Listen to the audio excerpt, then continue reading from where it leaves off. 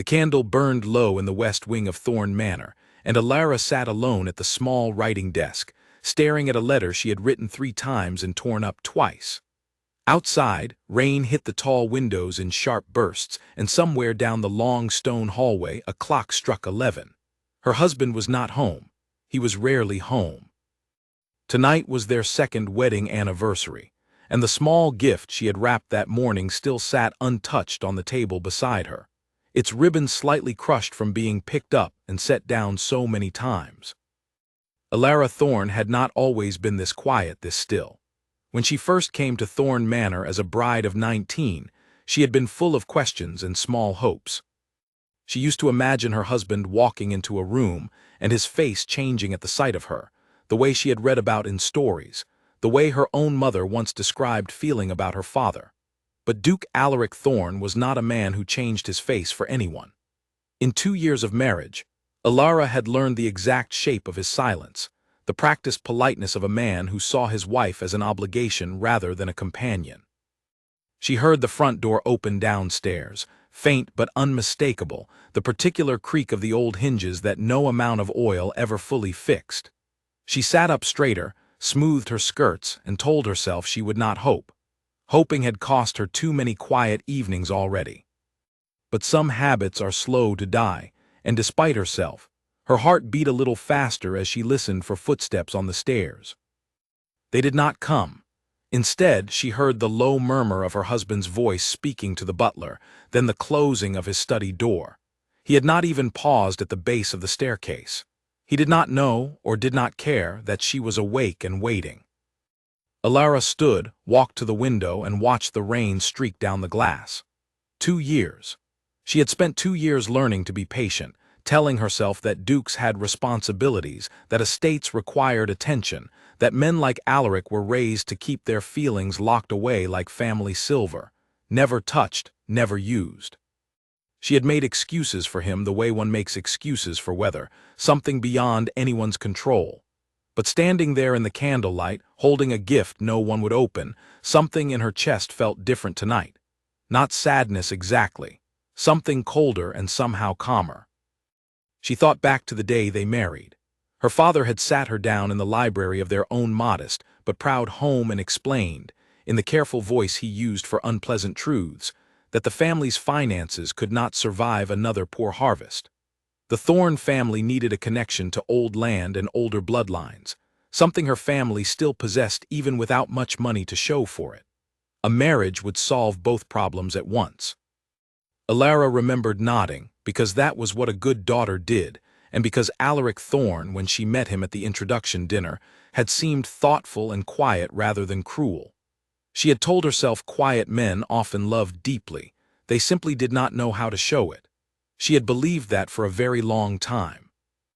The wedding itself had been beautiful, full of white flowers and candlelight, and for one evening, watching Alaric across the crowded ballroom in his dark coat, she had allowed herself to believe her life was beginning rather than ending. He had danced with her twice that night, and though his conversation was brief and formal, he had smiled once briefly, when she made a small joke about the excessive number of flowers the decorators had used. She had held onto that smile for months afterward, replaying it in her mind on nights when he did not come to see her.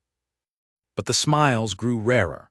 Within the first few months of marriage, Alaric had settled into a routine that excluded her almost entirely. Breakfast was taken separately, as he preferred to rise early and review estate matters before the household woke. Dinners, when he was present at all, were quiet affairs where he answered her questions in short sentences and offered none of his own. He traveled frequently to the capital for business she was never told the details of, and when he returned, he retreated to his study for hours, sometimes not emerging until well past midnight. At first, Alara had tried. She had asked about his work, hoping conversation might build a bridge between them. She had arranged small dinners with neighboring families, thinking company might soften him.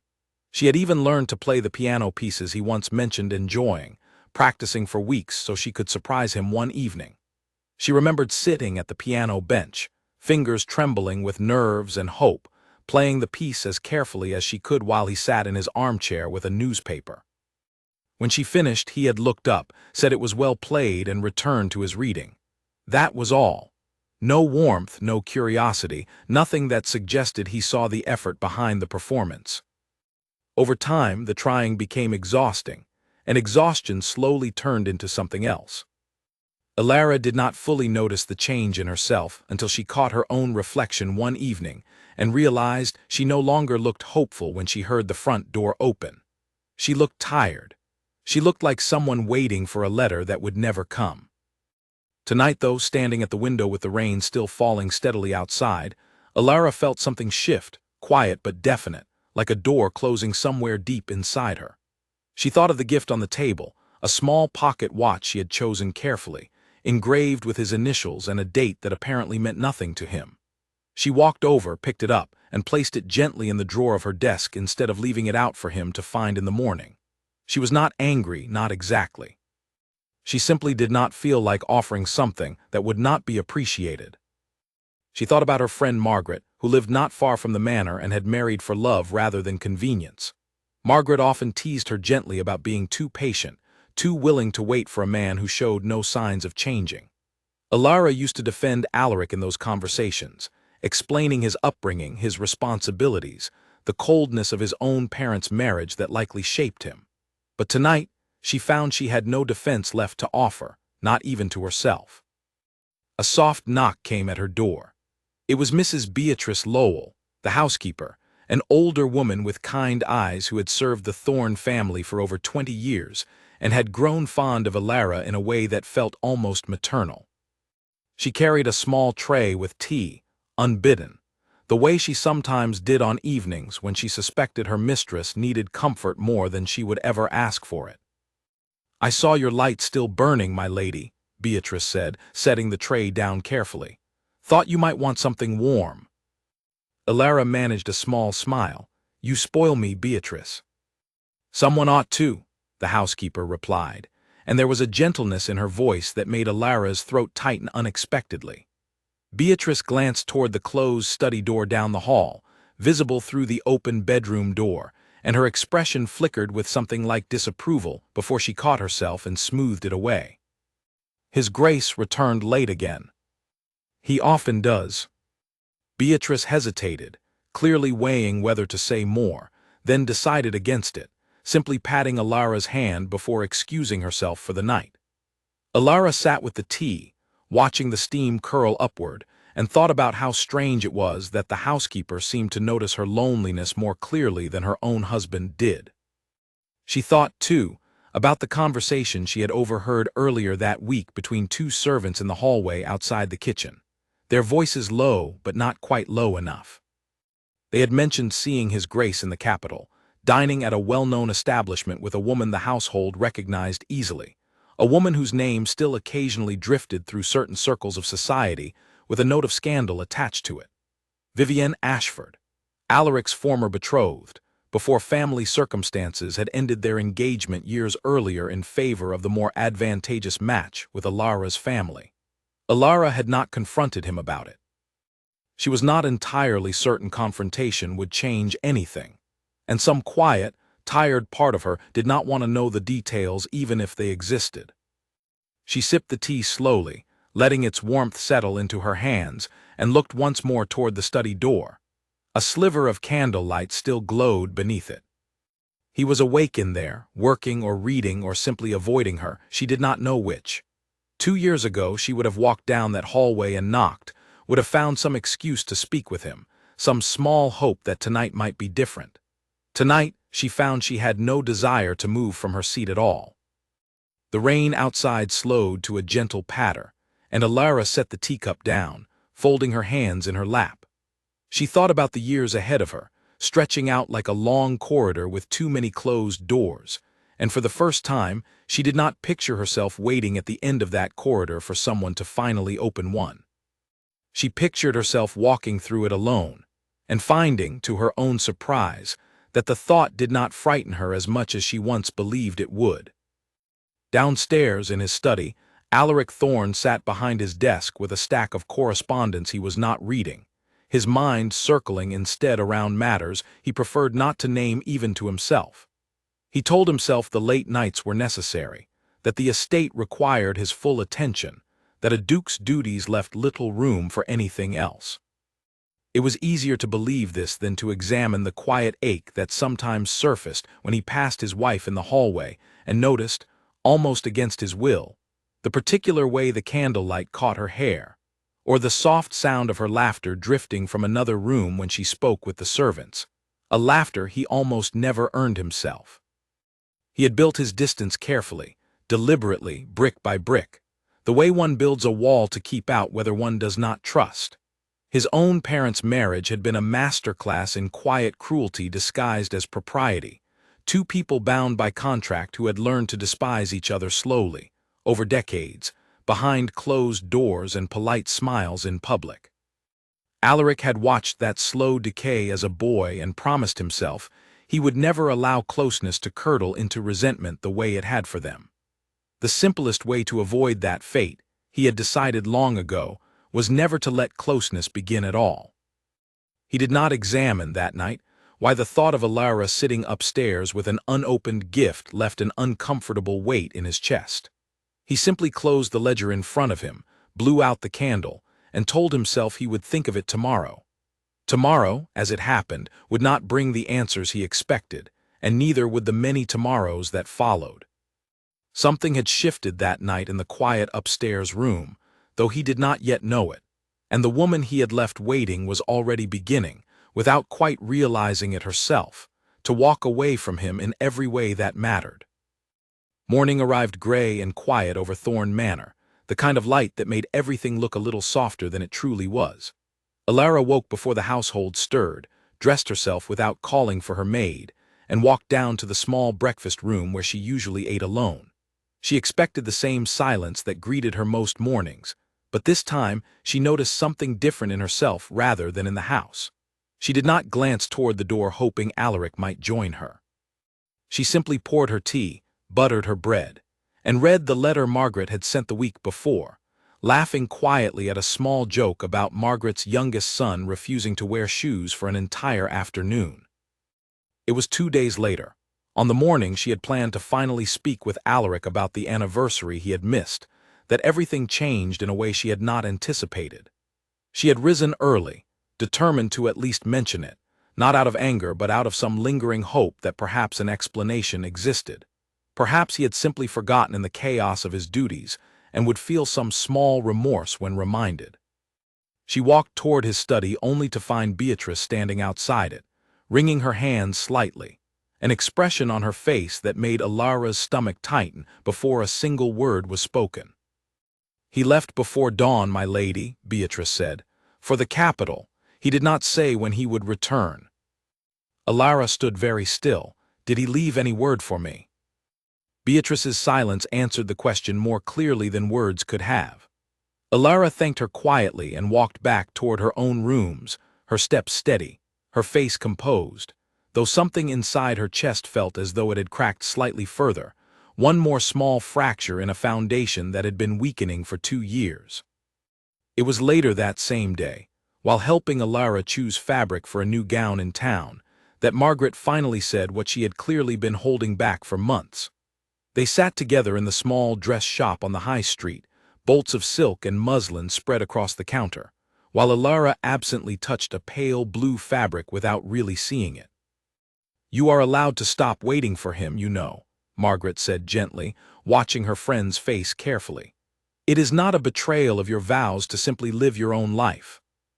Alara looked up, startled by how closely the words matched the thoughts she had been having privately for days. "I do not know how to stop," she admitted quietly. "I have built 2 years around waiting." "Then build something else," Margaret said simply. "Not out of spite, out of self-respect." The words stayed with Alara for the rest of the day, turning over in her mind as she rode home in the carriage, the countryside rolling past in shades of green and gray. She thought about her mother, who had told her once, before the marriage was arranged, that a woman's worth should never depend entirely on whether a man chose to notice her. At the time, Alara had nodded politely without truly understanding. Now, sitting alone in the carriage with the fabric she had chosen for herself, without asking anyone's opinion first, She began to understand. That evening, she did something she had not done in over a year. She invited Margaret and two other friends from the neighboring estates to dine with her at Thorn Manor, arranging the evening entirely to her own taste, choosing the menu, the music, even the seating without waiting for approval from anyone. The house, usually so quiet and formal, filled with laughter and conversation that spilled from the dining room into the drawing room afterward, where Alara played the piano not because anyone had requested it, but because she wanted to. Beatrice, passing through the hallway with a tray of refreshments, paused for a long moment to watch her mistress laughing freely among friends, and something in the old housekeeper's chest eased with quiet relief. Word of the gathering reached Alaric before he even returned from the capital, carried through the casual gossip of servants who moved between households and carried news the way birds carry seeds. He heard, second-hand and without much detail, that his wife had hosted an evening of her own, that she had seemed in unusually good spirits, that the house had been full of music. He told himself it meant nothing significant. Wives hosted small gatherings often enough. But some small, unfamiliar unease settled in his chest regardless, a feeling he could not immediately name. His business in the capital had, in fact, involved a chance encounter with Vivienne Ashford at a social function neither had fully anticipated attending. Their conversation had been brief, polite, tinged with the particular awkwardness of two people who once expected to marry and now moved through separate lives shaped by different choices. Vivienne had asked, with careful casualness, how his marriage suited him. Alaric had answered with equally careful vagueness, the kind of response that revealed nothing and satisfied no one, least of all himself. He had left the encounter feeling strangely unsettled, though he could not say whether it was regret over the past or something closer to guilt over the present. When he finally returned to Thorn Manor 4 days later, he expected the same house he always returned to, quiet, orderly, his wife somewhere in its rooms waiting patiently for whatever small attention he might offer. Instead, he arrived to find the house humming with an energy he did not recognize. Alara was in the garden when his carriage pulled up the long drive, laughing with Margaret over something neither noticed him watching, her hair loose in a way she rarely wore it around him, her posture relaxed in a way that struck him as unfamiliar even though he had known her for 2 full years. He stood at the edge of the garden for a long moment before she noticed him. When she finally did, her expression did not shift into the careful, hopeful attentiveness he had grown accustomed to receiving, nor into anger, which might at least have felt familiar. Instead, she simply offered a polite nod, the kind one might offer an acquaintance, and returned to her conversation with Margaret as though his arrival had interrupted nothing of importance. Alaric walked into the house feeling unexpectedly off balance, though he could not immediately name why. He told himself he was simply tired from travel. He retreated to his study, as he always did, and told himself the evening would proceed as it always did, quiet dinner, quiet silence, quiet distance. But when he sent word asking Alara to join him for dinner that evening, the reply that came back, delivered politely by a maid, informed him that her Grace had already made arrangements to dine with her friends and would see him another time. He sat alone at the long dining table that night, the empty chair across from him somehow more noticeable than it had ever been when he simply chose not to fill it himself. The absence felt different when it was her choice rather than his own habit. He ate in silence, listening faintly to the distant sound of laughter drifting from another part of the house, and found himself, for the first time in longer than he could remember, genuinely curious about what his wife's life looked like when he was not a part of it. Over the following days, the pattern continued in small but unmistakable ways. Alara rose early and kept herself occupied with correspondence, needlework, visits to tenant families on the estate, walks through the garden she had never fully explored despite living there 2 years. She did not seek him out. She did not linger near his study hoping for conversation. When their paths crossed in hallways or at occasional meals, she was unfailingly polite, pleasant even, but there was a quality to her politeness that Alaric slowly began to recognize as distance rather than warmth restrained. One evening, nearly a week after his return, he found himself standing outside the drawing room where she sat reading by the fire, a shawl around her shoulders, entirely absorbed in her book. He watched her for a long moment through the partially open door, struck by how content she appeared without him, how complete the scene looked even though he was not part of it. He had spent 2 years assuming his absence left a hole in her life that she simply endured. It had not occurred to him, until that exact moment, that she might have learned to fill that hole herself, and that the space he once occupied in her attention might no longer belong to him at all. He did not enter the room that night. He returned to his study instead, sat behind his desk, and stared for a long time at the closed ledger in front of him without opening it. Somewhere in the quiet of that evening, an uncomfortable thought took root in his mind, one he was not yet ready to examine fully. He had spent 2 years building distance to protect himself from the kind of slow, quiet unhappiness he had watched destroy his parents' marriage. It had not occurred to him that distance might not protect a marriage at all. It might simply end it quietly, without any of the dramatic arguments or visible unhappiness he had feared, replaced instead by a wife who had simply, calmly, stopped needing him. That thought followed him to bed that night and remained with him, uninvited, through the days that followed. Autumn settled over the estate in slow, golden waves, the trees along the drive turning shades of amber and rust, and with the changing season came a change in Alara that even she had not fully anticipated when it began. She had expected the decision to stop waiting for Alaric's attention to feel like a loss, a quiet grief she would carry privately while performing the outward motions of a contented life.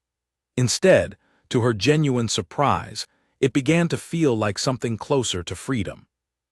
She started writing again, something she had loved as a girl but had quietly set aside once she became Duchess, telling herself it was not a proper use of her time when there were household matters to attend to and a husband whose moods she once tried so carefully to anticipate.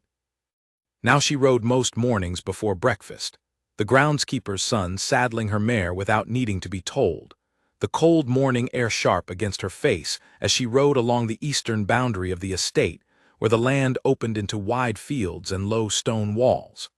She had forgotten how much she enjoyed the feeling of moving fast and unaccompanied, answerable to no one but herself for an hour each day. She also returned to painting, a hobby she had shown some talent for in her youth, but had abandoned after her marriage when it seemed there was little point in creating something no one would notice.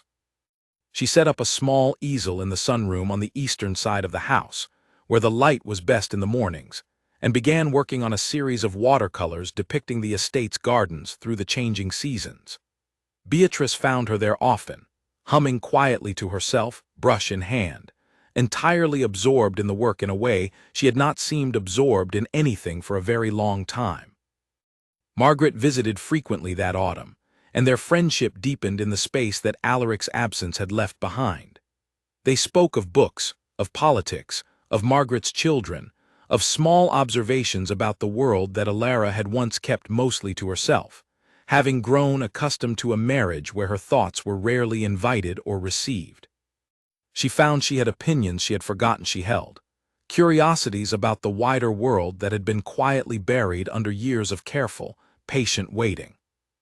It was during one of these visits that Lord Julian Ashcombe first appeared, arriving unannounced at the edge of the garden where Alara and Margaret sat with their tea, having ridden over from his own estate 2 properties away to discuss a matter of shared tenant boundaries with the Thorne estate manager. He was a tall man with an easy smile and an unhurried manner of speaking, the kind of man who seemed genuinely interested in whatever conversation he found himself part of. He apologized for the interruption, was invited to join them for tea while he waited for the estate manager to be found, and stayed considerably longer than the boundary matter required. Alara found herself laughing more easily than she had expected during that first meeting, drawn out by Julian's easy humor and his apparent genuine curiosity about her opinions on the books scattered across the garden table beside her. He did not treat her the way Alaric did, as though her thoughts were background noise to be politely acknowledged and then set aside. He asked follow-up questions.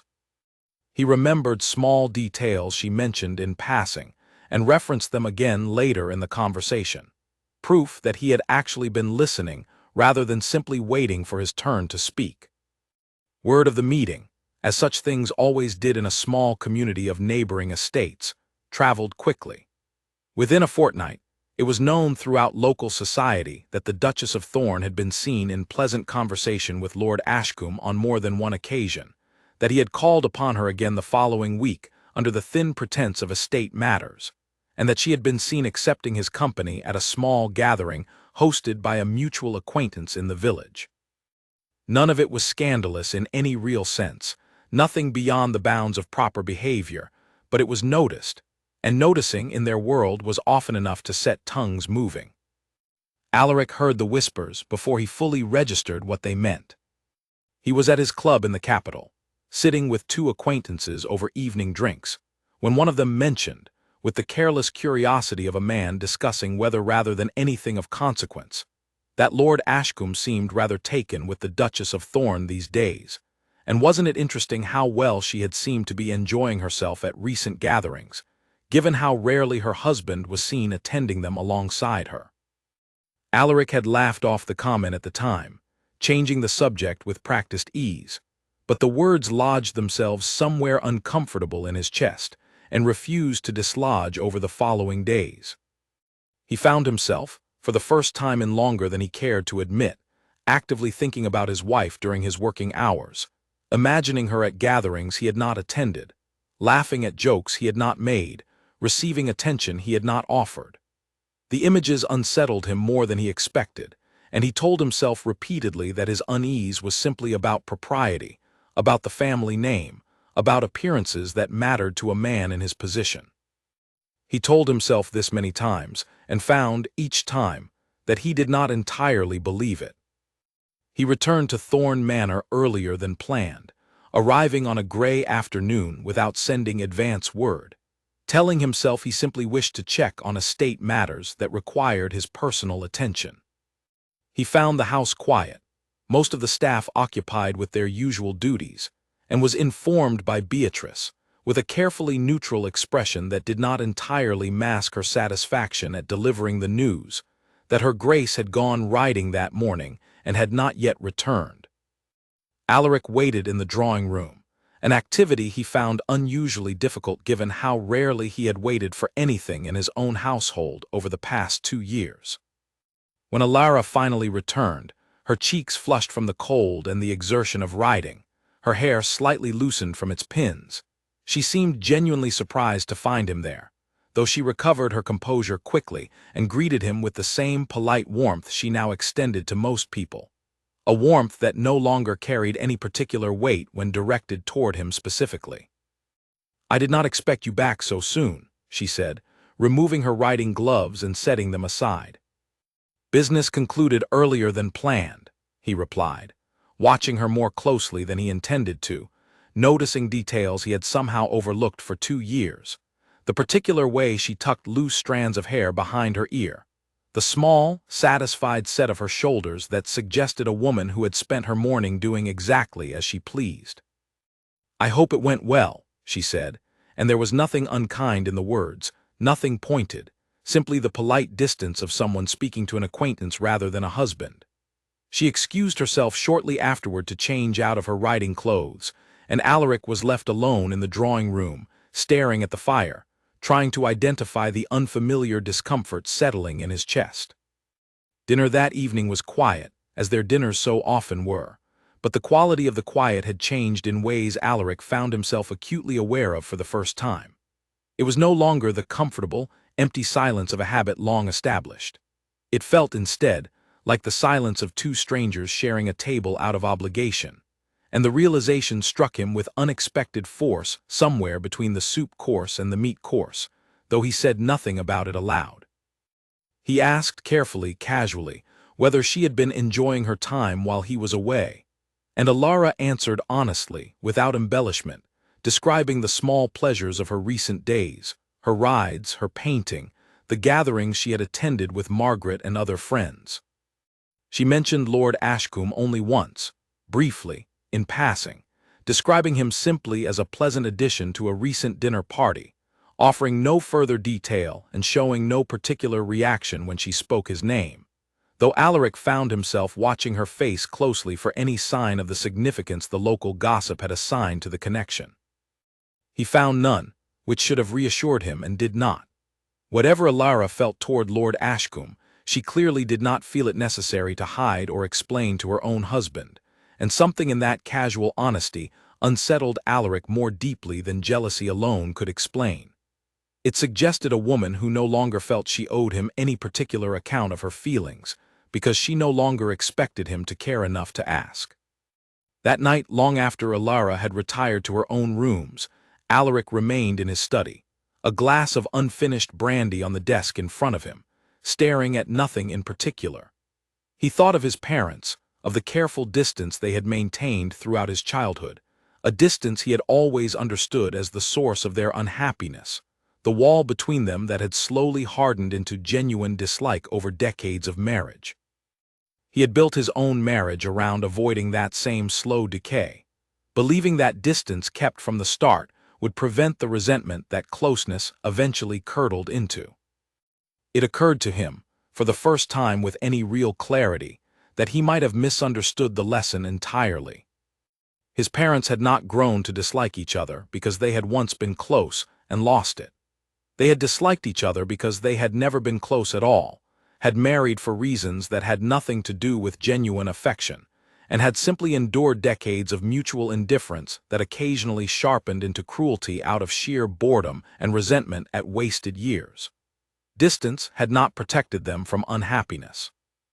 Distance had been the unhappiness itself, worn thin over time into something uglier. He sat with that thought for a long while, the fire in the study slowly burning down to embers, and for the first time in 2 years of marriage, Alaric allowed himself to genuinely consider the possibility that he had built his entire approach to his own marriage on a foundation of fear rather than wisdom, and that the wife he had spent 2 years keeping carefully at arm's length might now be walking away from him entirely, not out of anger, but out of the same quiet, deliberate self-protection he had once believed was solely his own. The thought followed him upstairs that night, past the closed door of his wife's rooms, where a thin line of candlelight still glowed faintly beneath the door, evidence that she, too, was awake, though for entirely different reasons than the ones keeping him from sleep. The following weeks brought a slow and careful shift in Alaric's behavior, one that Alara noticed immediately, but treated with the same guarded caution she might have given a stranger offering unexpected kindness. He began appearing at breakfast, something he had rarely done in 2 years of marriage, sitting across from her with a cup of coffee and attempting conversation that felt stiff and unpracticed, like a man speaking a language he had once known, but had allowed to grow rusty from disuse. At first, Alara answered his questions politely but briefly, offering little beyond what courtesy required. She had spent 2 years learning not to expect consistency from him, and she was not eager to invest hope in a change that might disappear as quickly as it had arrived. She had seen small gestures from him before, brief moments of attention scattered across their marriage like rare sunny days in an otherwise gray season, moments that had once made her heart leap with foolish optimism before the clouds inevitably returned. She was determined not to make that same mistake again. Alaric, for his part, found the process of trying to reconnect with his wife far more difficult than he had anticipated. He had spent 2 years perfecting the art of distance, and closeness, he discovered, required an entirely different set of skills he had never bothered to develop. He did not know how to ask about her day without the question sounding like an obligation rather than genuine curiosity. He did not know how to compliment her without the words sounding rehearsed and hollow. He watched her carefully during their brief morning conversations, trying to read what she wanted from him, and found that 2 years of studied indifference had left him with very little practical understanding of the woman he had married. One morning, nearly 3 weeks into his renewed effort, he asked if she might join him for a ride along the eastern boundary, the same route she had taken to reclaiming a piece of herself that autumn. Alara hesitated before agreeing, weighing the invitation carefully, uncertain whether accepting would be read as forgiveness she was not yet prepared to offer. In the end, she agreed, telling herself it was simply a ride, nothing more, and that she was under no obligation to feel anything beyond polite companionship during the hour they spent together. The ride itself was quiet at first, both of them adjusting to the unfamiliar experience of spending unstructured time together, without the usual formality of dinner conversation to guide them. But somewhere along the eastern fields, with the cold autumn wind against their faces and the horses moving at an easy pace side by side, something in the silence between them loosened slightly. Alaric asked about the paintings she had been working on, and Alara found herself describing them in more detail than she had intended, explaining her choices of color and composition with a passion she had not shared with him in longer than she could remember. He listened, genuinely listened, asking follow-up questions that suggested actual interest rather than polite performance.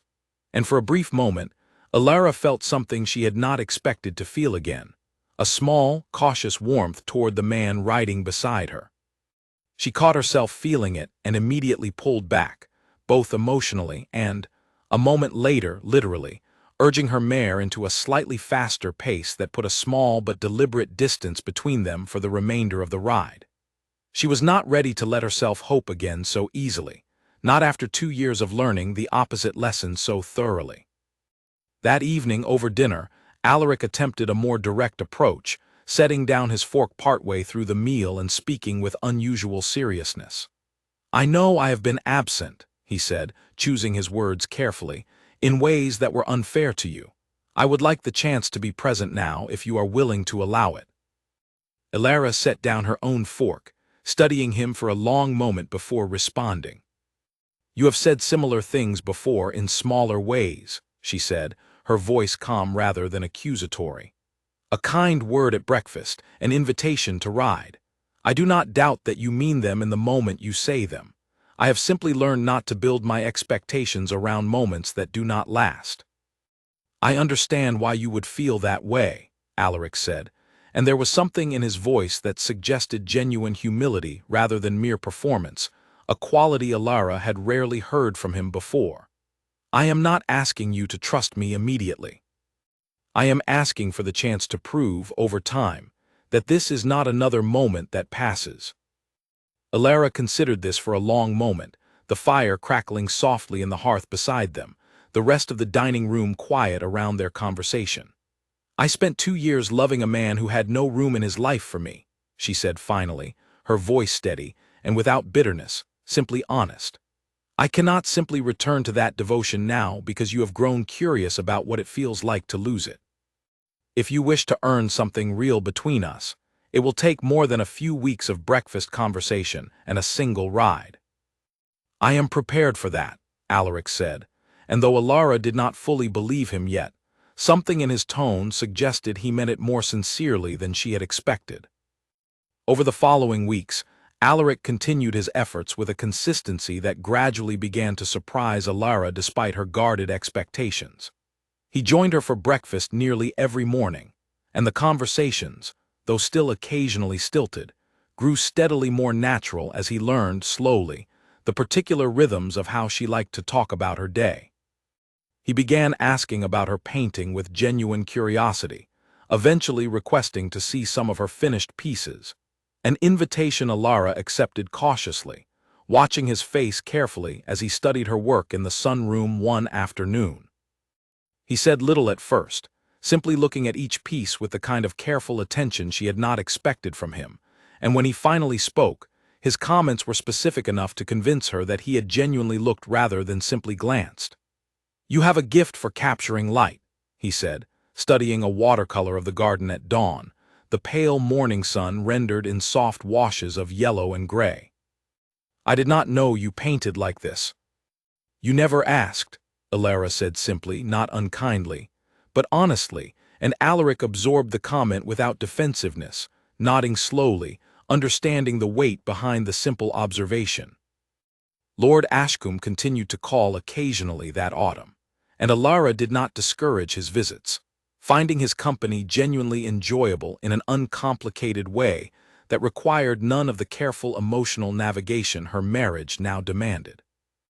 Alaric, to his credit, did not attempt to interfere or express jealousy openly, though Alara occasionally noticed the tightness around his eyes when Julian's name came up in conversation, a restraint she recognized as deliberate effort rather than genuine indifference.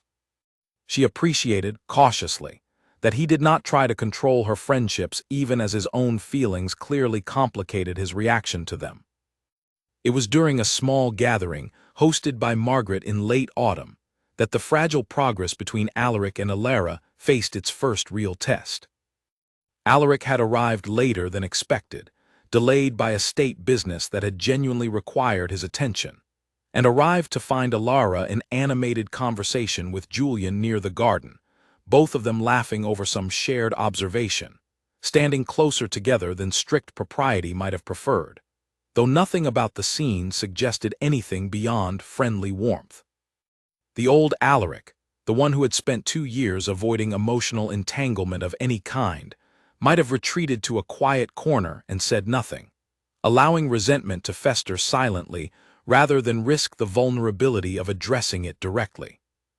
Instead, driven by the new and uncomfortable awareness of how easily he might lose what he was only beginning to rebuild, he walked directly toward them, greeted Julian with careful civility, and then, rather than retreating afterward, remained by Alara's side for the rest of the evening, engaging in the conversation rather than avoiding it.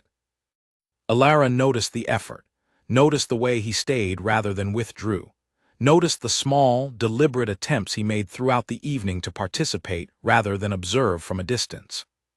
She said nothing about it directly, but later that night, as they rode home together in the carriage, she found herself studying his profile in the dim light, considering, for the first time in many weeks, that perhaps the change she was witnessing might prove more durable than the small, fleeting kindnesses she had learned to distrust over the previous 2 years. "You stayed tonight," she said quietly, breaking the silence between them, even when it would have been easier to retreat. Alaric turned to look at her, the carriage lantern casting soft shadows across his face. "I am trying," he said simply, "to become someone worth staying for." Alara did not respond immediately, turning instead to look out the carriage window at the dark countryside passing by, but something in her chest, something she had guarded carefully for months, allowed itself, just slightly, to soften.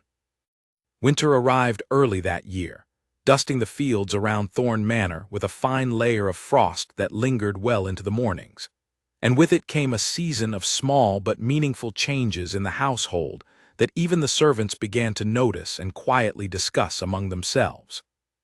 Beatrice, who had watched Alara's slow withdrawal from Hope over the previous 2 years with a kind of protective sorrow, now watched the careful rebuilding between the Duke and Duchess with cautious optimism, though she remained too experienced in the ways of noble marriages to fully trust that the change would last without testing.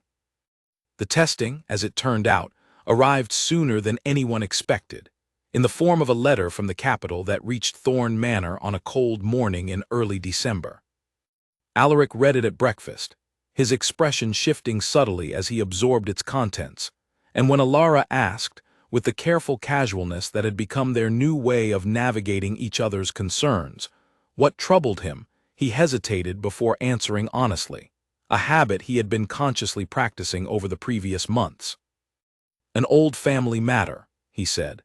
"Vivienne Ashford's father has written requesting a meeting regarding a shared business interest between our families, a matter that predates our marriage and requires my attention as a formality. I would need to travel to the capital for a few days." Alara felt the old, familiar tightness return to her chest at the mention of Vivienne's name, the memory of whispered rumors from 2 years earlier surfacing uninvited. She studied Alaric's face carefully, searching for any sign of the evasiveness she had once grown accustomed to reading in him, but found instead only the plain, unguarded honesty he had been offering her consistently for weeks. It was, she realized, precisely the kind of information he would once have kept from her entirely, mentioning nothing of his travel plans and leaving her to learn the details second-hand through servants' gossip, as she once had. "Thank you for telling me directly," she said, and meant it, though the underlying discomfort of the situation remained. I did not want you hearing of it from someone else and drawing conclusions I could have prevented by simply being honest, Alaric said. I know my history with Vivienne has been a source of pain for you, even when unspoken. I would rather you know the truth of every meeting than wonder about it in silence. Alara appreciated the honesty, though it did not entirely erase the quiet unease that settled over her in the days following his departure for the capital. She occupied herself as she had learned to over the previous months, riding in the mornings despite the cold, working on a new series of winter paintings in the sunroom, accepting an invitation to dine with Margaret and her family. She told herself she would not fall back into the old habit of watching the window for his return, of measuring her days by his absence. But some habits, she discovered, were harder to unlearn than others, and she caught herself, more than once, glancing toward the drive with an anxiety she wished she did not still carry. Alaric's business in the capital proved more complicated than the brief note had suggested.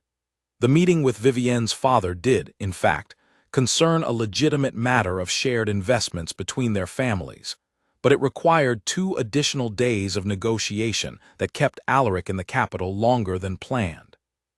During this time, he encountered Vivienne herself on 2 separate occasions, both unavoidable given the small, interconnected circles of capital society, and both conversations left him with a clearer understanding of his own feelings than he had expected to gain. Vivienne, elegant and composed as always, made a subtle but unmistakable overture during their second encounter, suggesting, with careful phrasing that left room for plausible deniability, that circumstances might have unfolded differently between them had fate allowed it, and that she often wondered what might have been. Alaric, who 2 years earlier might have entertained the comment with quiet, unspoken interest, found himself instead thinking immediately of Alara, of the careful progress they had built together over recent months, of the watercolor paintings drying in the sunroom, and the quiet conversations over breakfast that had slowly become the part of his day he most looked forward to. He answered Vivienne's comment with polite but firm redirection, making clear without unkindness that his attention and his loyalty belonged fully to his wife, a response that surprised him slightly with its immediate certainty. He had spent so long believing his marriage was a duty to be quietly endured rather than a relationship worth actively protecting that the strength of his own reaction caught him somewhat off guard. He returned to Thorn Manor 4 days after his departure, arriving in the late afternoon as the winter light was already beginning to fade, and found Alara in the sunroom, working on a painting of the frost-covered garden visible through the windows. She looked up when he entered, and for a brief moment, before she could compose her expression into practiced neutrality, he caught a flicker of genuine relief crossing her face, quickly followed by the more careful, measured warmth she had been offering him in recent weeks. "You are back sooner than the letter suggested might be necessary," she said, setting down her brush. "I concluded the business as quickly as I reasonably could," Alaric replied, crossing the room to stand beside her easel, studying the painting in progress. "I did not want to remain longer than required." He told her without being asked about his encounters with Vivienne, offering the details plainly and without omission, including her comment about what might have been and his own firm response to it. Alara listened quietly, watching his face throughout the account, searching once more for any sign of hesitation or discomfort that might suggest he was softening the truth for her benefit. She found none. "Why tell me this?" she asked when he finished. "You could have simply said nothing of the encounter at all, and I would never have known." "Because I do not want a marriage built on things left unsaid," Alaric answered, meeting her eyes directly. "I spent 2 years believing that distance protected us both from disappointment. I understand now that distance was simply another word for the slow ending of something that might have been worth saving, had I only been willing to be present for it." Alara studied him for a long moment, the winter light fading further outside the windows, casting the sunroom in soft shades of blue and gray. "You have said many true things to me in recent weeks," she said finally. "I am beginning to believe them, though I confess it frightens me somewhat to admit that." "Why does it frighten you?" Alaric asked gently. Because I built my peace out of not needing you, Alara said, her voice quiet but honest. If I allow myself to need you again, and you retreat once more into the man you were for those first 2 years, I do not know that I would recover from it a second time. Alaric was quiet for a long moment, absorbing the weight of her words, understanding fully, perhaps for the first time, the depth of the damage his years of neglect had caused, damage that could not be undone by a few months of improved breakfast conversation and honest disclosure about capital business meetings. I cannot promise you certainty, he said finally. I can only promise you consistency, day after day, for as long as it takes you to trust it. I do not expect you to believe me tonight. I only ask that you allow me to keep proving it tomorrow and the day after, for as long as necessary. Alara did not answer immediately, turning back to her painting, adding a small stroke of pale blue to the frost along the garden path. But she did not ask him to leave the sunroom, and when he pulled a chair up beside her easel and simply sat quietly, watching her work in companionable silence rather than retreating to his study as he once would have, she found she did not mind his presence at all. It was, she realized, the first time in longer than she could remember that his company felt like comfort rather than obligation, and though she remained cautious, some small, guarded part of her allowed itself, quietly, to believe that perhaps this time might genuinely be different. The turning point, when it finally arrived, did not come during a grand gesture or a dramatic declaration, but during an ordinary evening in mid-December, the kind of quiet night that might otherwise have passed without particular significance. A sudden snowstorm swept across the region, arriving earlier and more fiercely than the household had prepared for, trapping most of the staff in the servants' quarters and leaving Alaric and Alara alone in the main house with only Beatrice remaining nearby, tending quietly to the fires. The power of the storm knocked loose a shutter on the second floor, and Alaric, without hesitation, went out into the freezing wind himself to secure it rather than sending a servant to brave the weather in his place. An act so uncharacteristic of the man Alara had married that she found herself standing at the window watching him work in the swirling snow with something close to disbelief. When he finally returned inside, soaked through and shivering, Alara met him in the hallway with towels and dry clothes, fussing over him with a warmth she had not allowed herself to show him in longer than she could remember. "You could have sent someone else," she said, helping him out of his wet coat. "It was my responsibility to see to it," Alaric said, teeth chattering slightly from the cold. "I did not think twice about it." They ended up sitting together by the fire in the drawing room afterward, wrapped in blankets against the lingering chill, sharing a pot of tea Beatrice brought them before retiring for the night. The storm continued to howl outside the windows, but inside, the room felt warm and quiet in a way that had nothing to do with the fire alone. It was during this unplanned, unhurried evening, free from the usual structure of formal dinners and careful conversation, that Alaric finally spoke the words he had been building toward for weeks. "I have not been honest with you about everything," he began, watching the fire rather than her face, as though the flames made the confession easier to offer. "I told you my distance these past 2 years was about duty, about the responsibilities of managing the estate. That was never entirely true." Alara set down her teacup, watching him carefully, saying nothing, allowing him the space to continue. "I was afraid," Alaric said, the words coming slowly, as though each one cost him something to release. "I watched my parents' marriage decay for years, watched two people who had once cared for each other, or at least I believe they once did, grow to despise the sight of one another.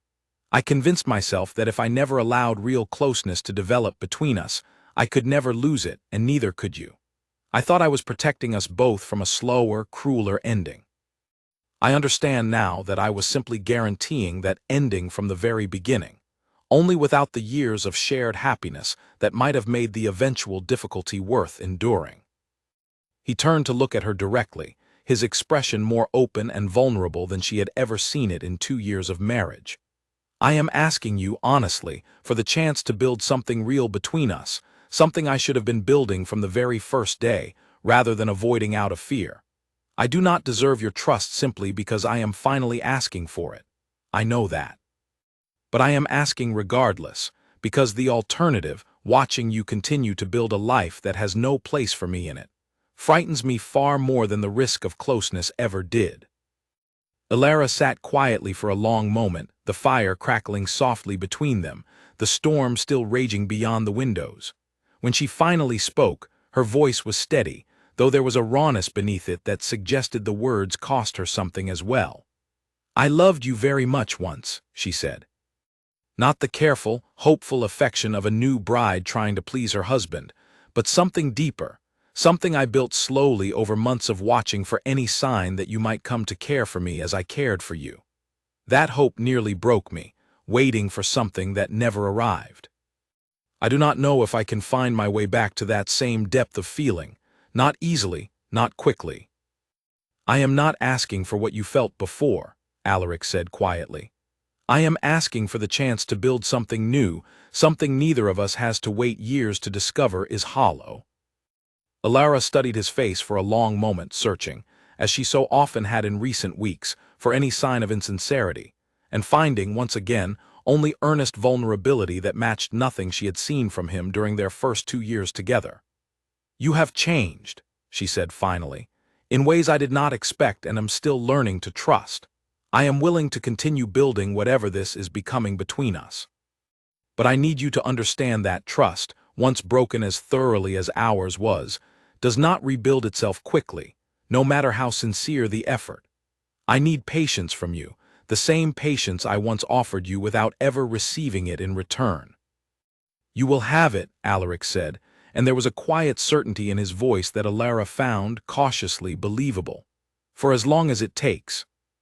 They sat together by the fire long after the tea had gone cold, talking more openly than they ever had in 2 years of marriage, about small things at first, favorite books, childhood memories, half-forgotten hopes each had once carried into the marriage and quietly set aside when reality proved disappointing.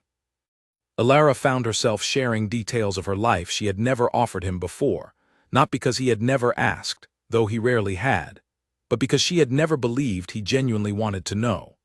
Tonight, listening to him ask thoughtful questions and respond with genuine interest, she allowed herself, slowly and cautiously, to believe that perhaps he did want to know her fully in a way he never had before. The storm finally began to quiet in the early hours of the morning, and when Alaric walked Alara to her door that night, he did not attempt anything beyond a gentle, respectful good night, understanding instinctively that whatever trust they were rebuilding could not be rushed toward physical closeness before the emotional foundation had solidified enough to bear the weight. Alara appreciated the restraint, recognizing it as further evidence of the changed man standing before her, someone who seemed to genuinely understand, at last, that love could not simply be demanded back into existence, but had to be earned slowly through consistent and patient effort. "Good night, Alaric," she said softly, using his given name rather than his title, a small but significant shift she had not offered him in longer than either of them could easily recall. "Good night, Alara," he replied, and something in the simple exchange of names, spoken with genuine warmth rather than formal distance, felt like the first true step of a bridge, finally beginning to form between two people who had spent 2 long years standing on opposite sides of a gap neither had known how to close. The weeks following the storm brought a steadiness to Thorn Manor that the household had not known in years.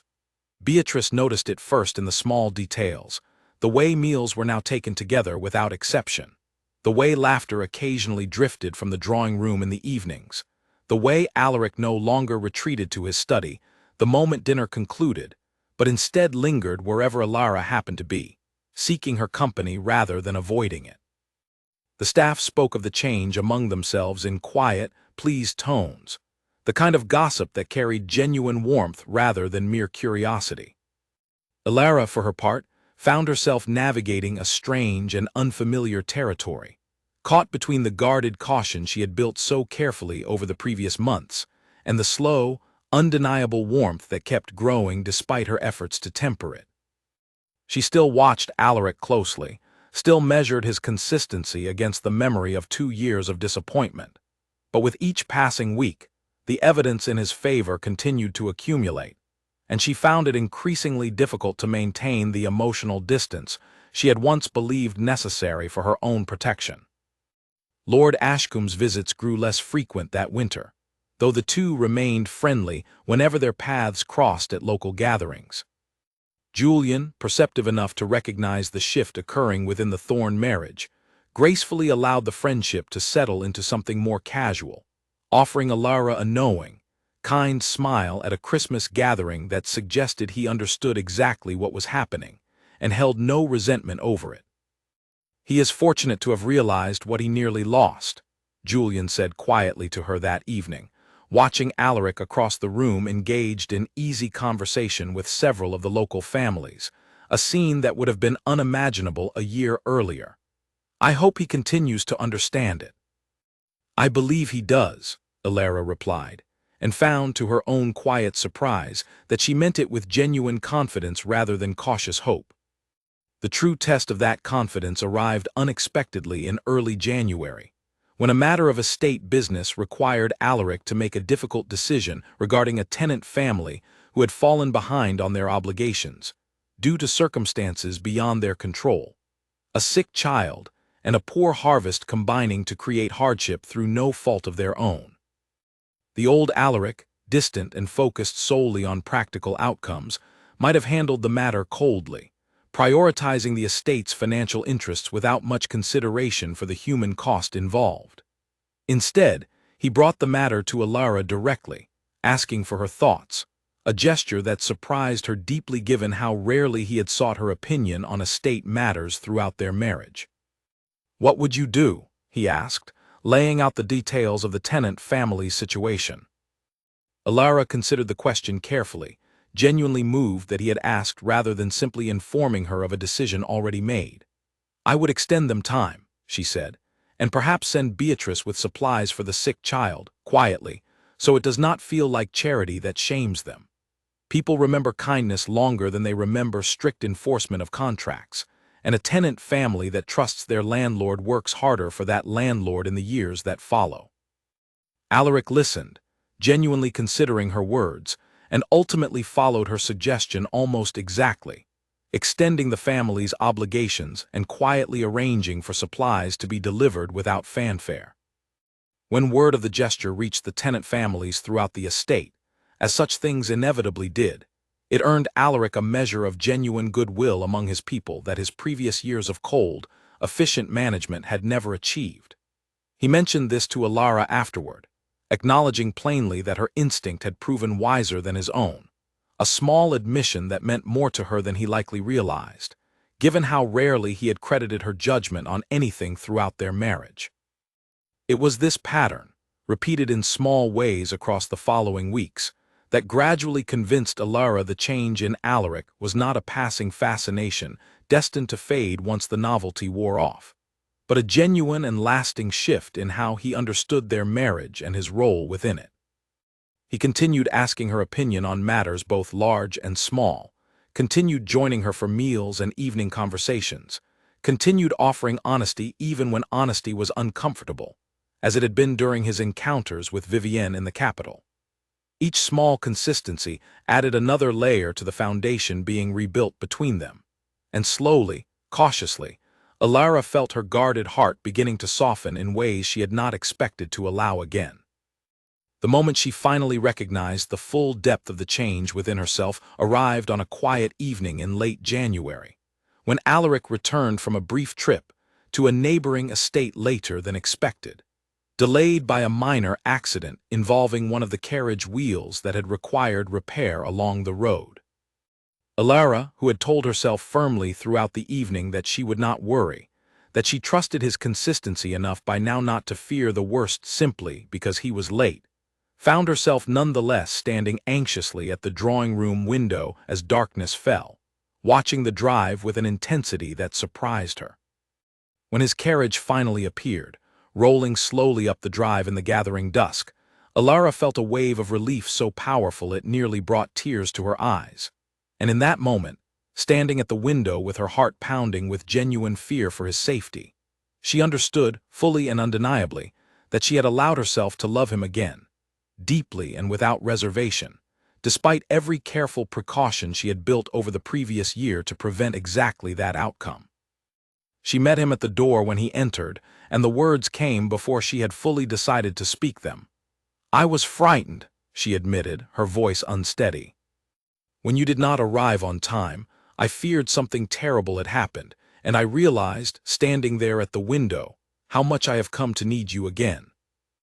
Alaric crossed the entrance hall quickly, taking her hands in his own relief at seeing her evident in his expression. "I am sorry to have frightened you," he said. "The wheel gave out along the eastern road, nothing more serious than that, though I understand now how it must have felt, given everything we have rebuilt together." Alara looked up at him, studying his face in the soft lamplight of the entrance hall, and felt, for the first time in longer than she could remember, no hesitation at all in the words she spoke next. "I love you," she said simply.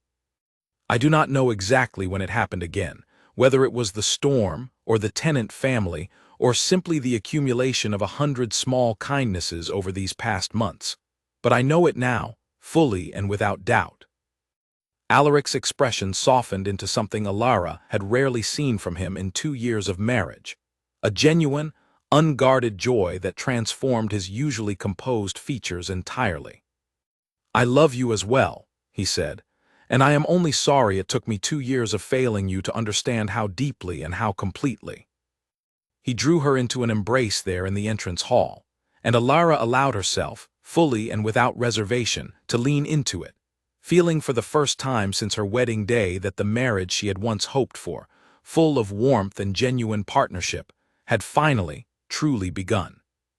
Spring arrived at Thorn Manor with a gentleness that seemed to mirror the transformation within its walls. The gardens Alara had painted so faithfully through autumn, and winter now bursting into color under her continued care. The household settling into a rhythm of genuine warmth that even the oldest servants agreed they had never witnessed during their years of service to the family. Beatrice, watching Alara and Alaric walk together through the garden one bright morning, arm in arm, pausing frequently to examine some new bloom or share some private joke that made them both laugh, found herself quietly grateful for having lived long enough to witness such a complete transformation. The engagement Alara had once feared would define the rest of her life, a distant, obligatory partnership with a husband who saw her as little more than a necessary formality, had become instead a genuine marriage built on the kind of daily consistency she had once given up hoping for. Alaric no longer disappeared for days without explanation. When business required his travel, he told her plainly, in advance, and returned when he said he would, honoring his word in ways that had once seemed entirely foreign to his character. He asked her opinion on estate matters regularly now, valuing her judgment as an equal partner rather than a decorative presence to be managed and appeased. Their conversations, once stilted and formal, now flowed easily across a wide range of subjects, from estate management to books to the small, private jokes that couples build between themselves over years of genuine intimacy.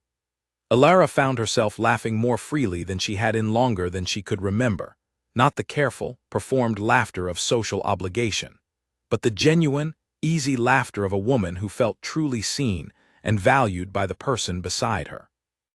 Lord Ashcombe married a young woman from a neighboring county that spring, and Alara attended the wedding with genuine happiness for her friend, Alaric beside her the entire day, his hand resting comfortably at the small of her back in a gesture of easy affection that would have been unimaginable a year earlier.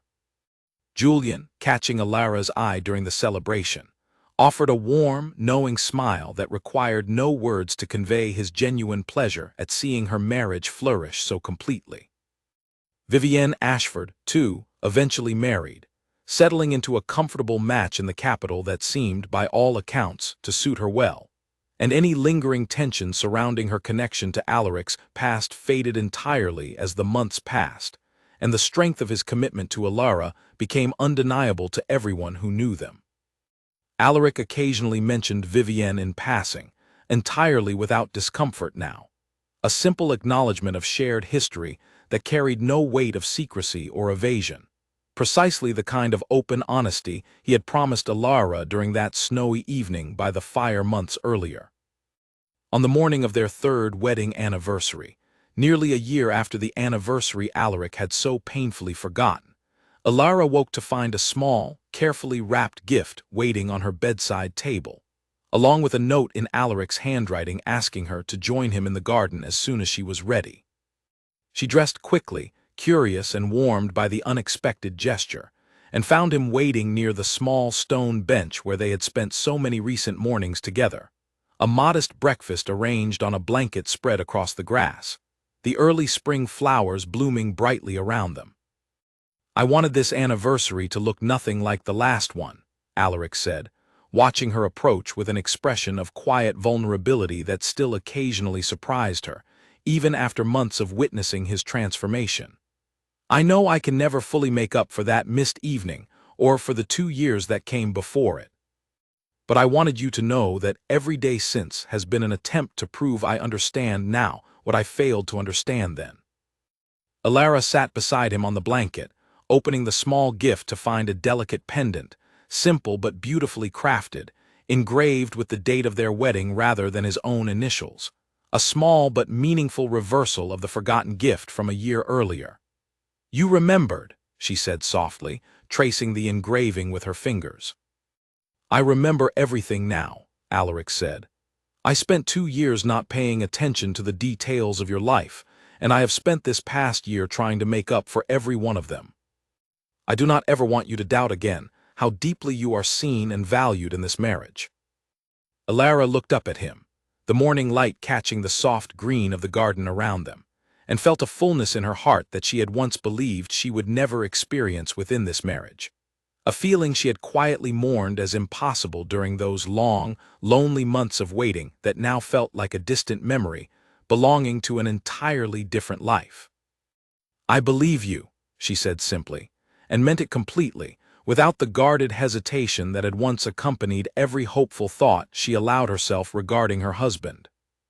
They sat together in the garden for a long while that morning, talking softly, sharing breakfast beneath the blooming trees, and Alara found herself thinking, not for the first time that year, how strange and wonderful it was that the marriage she had once resigned herself to enduring had become, through patience and honest effort on both their parts, the genuine partnership she had quietly hoped for from the very beginning, all those years ago, standing nervously at the altar beside a quiet, unreadable man she had not yet learned to trust. That man was gone now, replaced by someone who asked after her thoughts, who remembered the small details of her days, who chose presence over distance in every circumstance where he had once chosen the opposite. The road between them had been difficult, marked by real pain and real doubt that neither of them pretended had not existed. But standing on the other side of that difficult road, in the warm spring morning with her husband beside her and genuine love filling the space where loneliness had once lived, Alara understood, fully and completely, that some marriages were not ruined by their difficult beginnings, but were instead made stronger by the honest work required to repair them, and that the love she had once given away so freely and so uselessly had finally found a home worthy of receiving it. Years later, when their own children asked about the early days of their parents' marriage, Alara and Alaric would tell the story honestly, without romanticizing the pain of those first 2 lonely years, but always ending with the same simple truth that had guided them through every difficult step of rebuilding what had once been broken. That love once lost through neglect could sometimes be found again, not through grand gestures or desperate promises, but through the quiet, consistent choice made new every single day to finally, truly show up for the person who had always deserved it.